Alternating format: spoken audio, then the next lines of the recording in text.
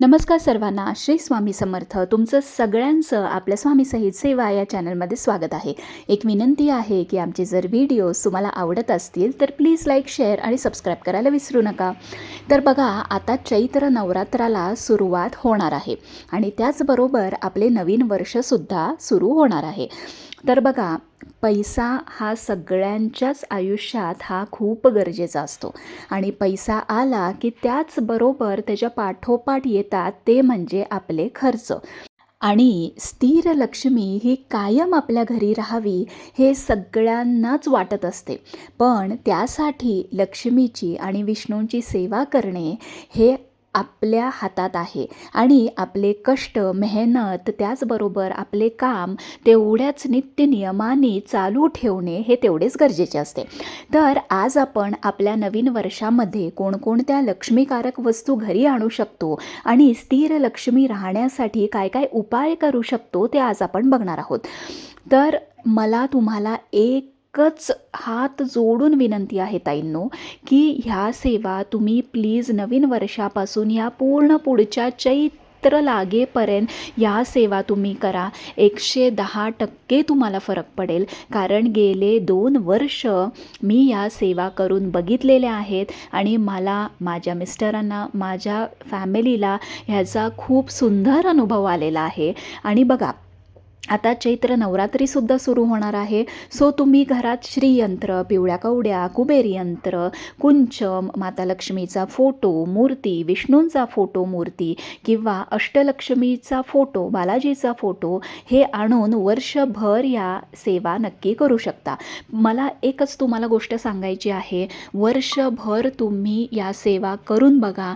तुम्ही पुढच्या वर्षी परत ह्याच वेळेला मला येऊन सांगा तुम्हाला वर्षभरात किती तुमची उन्नती झाली, तुम्हाला किती स्थिरता आली आणि लक्ष्मी माता तुमच्या घरावर किती प्रसन्न झाली. ते फक्त एवढंच आहे की वर्षभर तुम्ही सेवा मात्र केली पाहिजे. मी अशा सेवा सांगणार आहेत ज्या वर्किंग वुमनसाठी सुद्धा तुम्ही व्यवस्थित करू शकता. काहीही कंपल्शन नाही आहे सेवेचं, पण येस, सेवा मात्र तुम्ही सकाळ, दुपार, संध्याकाळ, रात्री 9-9:30 वाजेपर्यंतसुद्धा करू शकता.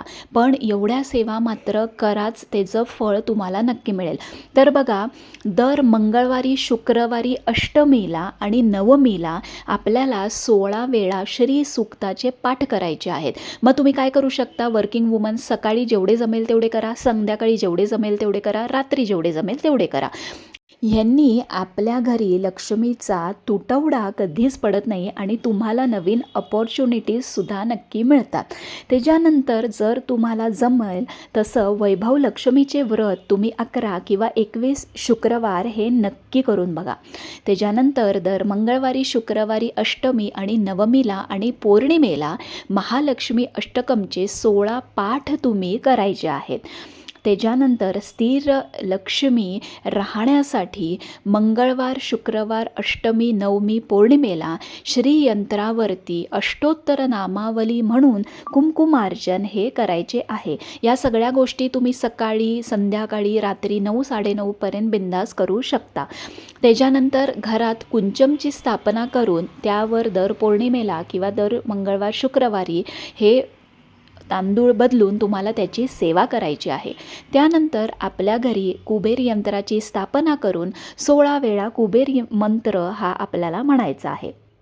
दररोज घराबाहेर रांगोळी, संध्याकाळी 7 वाजता तुळशीकडे आणि उंबऱ्याच्या बाहेर दिवा आणि दर मंगळवार, शुक्रवार आणि गुरुवारी हळदीचं लेपन आपल्याला करायचं आहे. त्याच्यानंतर दररोज लक्ष्मी गायत्री मंत्र, विष्णू गायत्री मंत्र आणि कमलात्मक मंत्र हे 16 केपा दररोज आपल्याला म्हणायचे आहेत.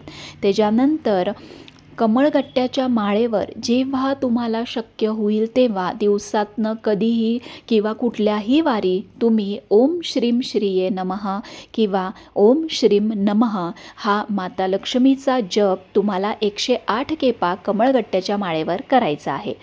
दर मंगळवार, शुक्रवार, अष्टमी आणि नवमीला आणि पौर्णिमेला माता लक्ष्मीला हा लाल गुलाब आपल्याला वाहायचा आहे. त्याचबरोबर तुमच्या घरी जर कुंचम आणि श्रीयंत्र किंवा अष्टलक्ष्मीचा फोटो असेल त्यांनासुद्धा तुम्ही लाल गुलाब हे वाहायचे आहेत. दररोज 3 वेळा व्यंकटेश स्तोत्रम हे नक्की पठण करायचं आहे आणि 1 वेळा विष्णू सहस्रनाम हे म्हणायचं आहे. दर पौर्णिमेला लक्ष्मी मातेच्या मूर्तीवरती अभिषेक करून ह्या सेवा करून सिद्धकुंजिका स्तोत्रम तुम्हाला पठण करायचं आहे. बघा, आपल्याला जो पगार मिळतो, भले मग तो कितीही असेना, केवढीही रक्कम असेना, त्या रक्कममधली महिन्यात तुम्ही 20 रुपये काढा, 40 काढा, 50 काढा किंवा 100 रुपये बाजूला काढून ठेवा आणि 6 महिने झाले की जमलेली जी रक्कम आहे त्या रकमेपासून तुम्ही अन्नदान करा किंवा कुठल्याही मठामध्ये, केंद्रामध्ये किंवा कुठल्याही मंदिरात जावा, तिथं शिदा द्या किंवा अन्नदानासाठी पैसे द्या किंवा तुम्ही त्याचं काहीतरी करून घेऊन जाऊन तिथं प्रसाद म्हणून वाटा. ह्या दानाची म्हणजे हे दान केलं तर तुमच्या घरी धनधान्याची वृद्धी होते आणि आपल्या कार्यात यश प्राप्त होतं आणि दान हे सर्वात श्रेष्ठ आहे हे तुम्हाला माहिती आहे. त्याच्यानंतर दर पौर्णिमेला किंवा दर गुरुवारी लक्ष्मी सहस्रनामाचे पाठ तुम्ही करू शकता. आता हे सगळं झालं, जसं तुम्हाला जमेल तसं वर्षभरात तुम्ही दररोज ही सेवा करू शकता. दर मंगळवार, शुक्रवार, पौर्णिमेला तुम्ही डिवाईड करून घ्या, त्या दिवशीही तुम्ही सेवा करू शकता. आता महालक्ष्मीचा किंवा लक्ष्मी मातेचा एक साबर मंत्र आहे आणि हा जप तुम्हाला आयदर ब्रह्ममुहूर्तावरती किंवा संध्याकाळीच जप करायचा आहे, हा रात्री मात्र करू नका. आणि साबर मंत्र जो आहे तो फक्त म्हणायचा असतो, त्यांनीच तो सिद्ध होतो. हा मंत्र तुम्हाला लिहायचा नसतो. तर महालक्ष्मीचा किंवा लक्ष्मी मातेचा मंत्र आहे ओम ह्रीं श्रीं क्लीं महालक्ष्मी नमः. हा मंत्र तुम्ही दररोज कमळगट्ट्याच्या माळेवरती 108 खेपा तुम्ही करा किंवा नुसतं 108 खेपा केला तरीही चालेल.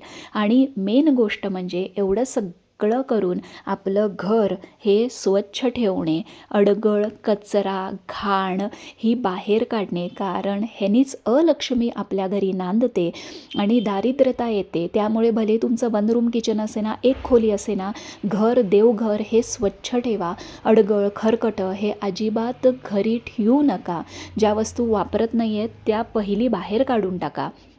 घरी माता लक्ष्मीची, भगवान विष्णूंची जेवढी होईल तेवढी सेवा करा. आपलं वर्क म्हणजे आपलं जे वर्किंग रुटीन आहे किंवा आपला बिझनेस आहे ते सगळं सांभाळून या सेवा करा. तुम्ही जिथं जाताय तिथंसुद्धा या मंत्राचा जाप करू शकता. घरी आल्यावरती जेवढ्या जमेल तेवढ्या सेवा करा. सेवेत नियमितपणा ठेवा, कंटिन्युटी ठेवा, त्यामुळेच आपल्याला या सेवेचं फळ हे नक्की मिळतं. तर ह्या सगळ्या सेवा मी स्वतः करून ह्याचे अनुभव 2 वर्ष घेतलेले आहेत. तुम्हीसुद्धा जशी तुम्हाला जमेल तशी तुम्ही सेवा करा आणि बघा, माता लक्ष्मीची तुमच्या घरावरती, तुमच्यावरती अखंड कृपा राहील आणि माता लक्ष्मी तुमच्या घरी अखंड वास करेल. तर काही प्रश्न असतील तर कमेंट बॉक्समध्ये नक्की विचारा.